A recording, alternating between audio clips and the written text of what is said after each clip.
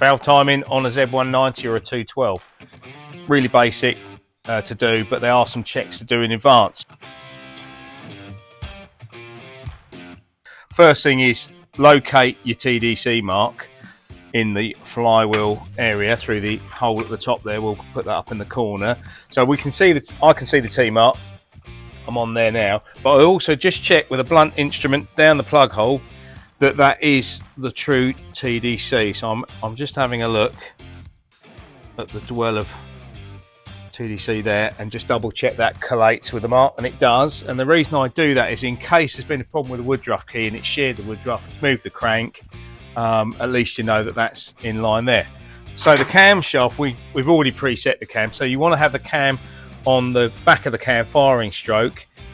Normally you'll see the hole for the decompressor is at about 7 o'clock there, and that should equate to the timing marks on the pulley. The pulley can go either way round, doesn't matter, it still lines up. So go around to there. Oh, there we go. Let's turn the cam. So there's no marks on the head, unfortunately, on these, but you just line it up center, so right through horizontally through the center of the cylinder head. Some of these, when the chains are slightly stretched, they're just fractionally down, like a quarter of a tooth, but don't worry about that. That's perfectly normal. So next move is to get the chain on, like so. See if I can get it right the first time. No, I've not got that right. I've got to bring that down one tooth. Go up. There we go. So that's statically on there. Looks about right. Let me zoom in on that.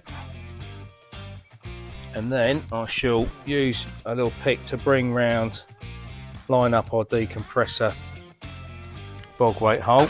I've already got a decompressor spring on there. This is an engine we're actually pulling apart, but we're just doing a video for you.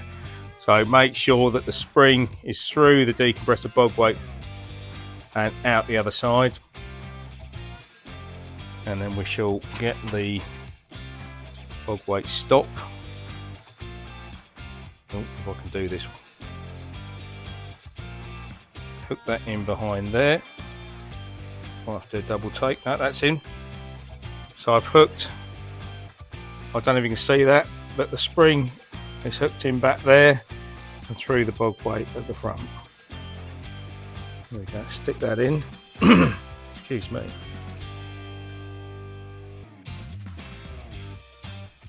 Get a couple of bolts in. That's the bottom one in and the top one in. I'm just going to pull the... Yep, that's still good on the marks, even though there's no marks. I'm just going to do these up loosely for now. And what I'm going to do is recheck that we are on TDC. I'm going to move fractionally off. The only problem is as well, you've got the magnets trying to pull it round in there. So that's lined up center there. Take my hand out of the way, there you go. And then we're going to put the tensioner in, which I'm only showing you timing. I'm not actually showing you how to tension the chain in, because what we'd normally do at this stage, we'd lock the sprocket and tighten up the two nuts on there.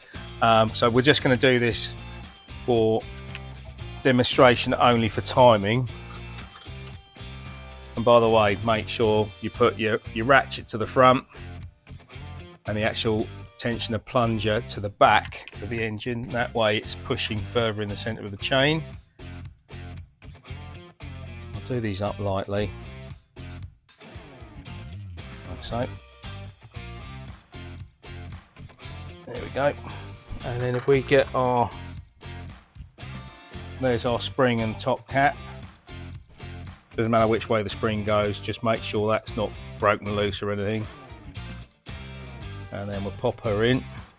You'll hear the ratchet come out.